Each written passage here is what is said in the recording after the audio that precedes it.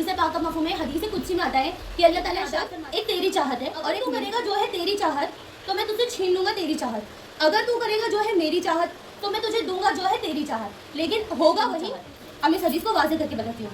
अल्लाह ताला कह रहा है आदम की औलादों से यानी हम सब से कि एक तो तुम्हारी ख्वाहिशें हैं जो तुम पूरी करना चाहते हो, अल्लाह की ख्वाहिशें जो अल्लाह ताला हमसे चाहता है, ठीक है, लेकिन होगा क्या अगर हम अपनी और अल्लाह ताला की ख्वाहिशें जो है अल्लाह ताला का जो कहना है वो नहीं मानेंगे, अपने काम करेंगे, तो अल्लाह ताला हमसे जो हमारी चीज़ें हैं ना जिनके पीछे हम भाग रहे हैं अल्लाह ताला हमसे वो छीन, और अगर हम वो काम करेंगे जो अल्लाह ताला चाहता है यानी करवाना चाहता है, जैसे कि नमाज अल्लाह ताला चाहता है कि बंदे उसके लिए क्या पढ़े, नमाज पढ़े, अल्लाह ताला ने नमाज का हुक्म दिया, अल्लाह ताला ने क्या चाहा कि हम गुनाहों से बचे, अल्लाह ताला ने हमें गुनाहों से बचने का हुक्म दिया, अल्लाह ताला की अगर हम वो करेंगे जो अल्लाह ताला की चाहत है तो अल्लाह ताला हमें वो भी दे देगा जो हमारी चाहत है। हमारी चाहत क्या है, हमारी चाहत है जैसे कि अल्लाह पाक हमें फर्स्ट नंबर से पास करा दीजिए, हम फर्स्ट आ जाए क्लास में, ये चाहत है ना हमारी।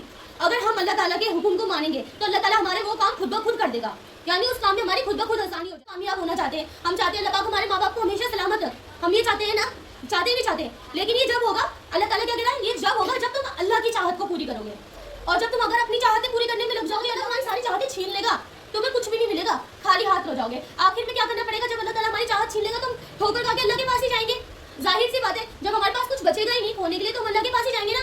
एंड में जब अल्लाह की चाहत पूरी होनी है तो शुरू में क्यों नहीं करनी चाहिए अल्लाह की चाहत, जितना बताओ।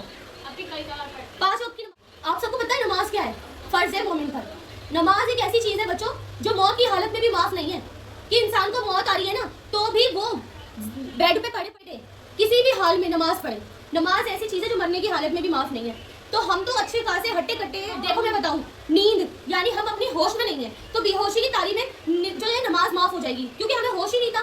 लेकिन जानबूझ के कज़ा करना, हमारी आँख खुल गई उसके बाद भी नहीं पढ़ना, वो माफी है तो इसमें कोई गलती नहीं है, वो चीज़ माफ है, लेकिन कोशिश करनी चाहिए आँख खुल जाए। अगर दुनिया में कुछ हासिल करना है तो उससे पहले तुम्हें अल्लाह ताला को हासिल करना होगा, सबसे पहले अल्लाह ताला की रस्सी को मजबूती से पकड़ना होगा। आज से ही सब शुरू कर देना नमाज। कौन पढ़ेगा मुझे हाथ खड़ा करके बताओ, मैं कल से पूछ लूँ सबसे इंशाल्लाह। परसों कौन सी हदीस बताई थी, एक जना खड़े होके बताओ जल्दी। आपने ये बताया था कि दूसरों के साथ बहुत अच्छे तरीके से वो करना चाहिए, मतलब व्यवहार, हाँ। और हमें किसी से भी बदतमीजी से नहीं बोलना चाहिए, हाँ। और ना वो बड़ा हो या छोटा उससे ना हमेशा तमीज से बोलनी चाहिए, और क्या कहते हैं, और बल्कि ज़्यादा से ज़्यादा बड़ों की रिस्पेक्ट करनी। माशाल्लाह। हाँ बताओ। अभी आपने बोला था कि कोई अलग गाली के देना है तो मार के और अभी कोई हमें मारे तो भी हाँ माशाल्लाह। मुंह नहीं चलाया, चुपचाप खामोश होकर खड़े हो जाओ। अमल किसने करा, अभी आपने किसी से बोला करा माशाल्लाह। हमेशगी का अमल रखना, ठीक है।